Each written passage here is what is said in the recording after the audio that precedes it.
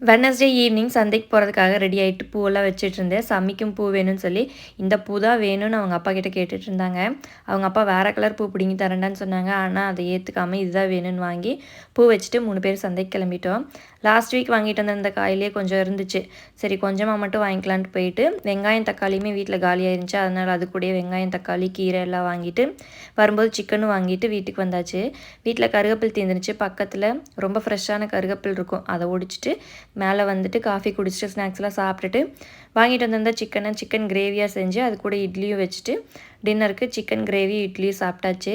சாமிக்கு ஊட்டி விட்டுட்டோம். அதுக்கப்புறம் கொஞ்சம் நேரம் சாமி கூட விளையாண்டுட்டு இருந்துட்டு சந்தையிலேருந்து பூ வாங்கிட்டு வந்திருந்தேன்.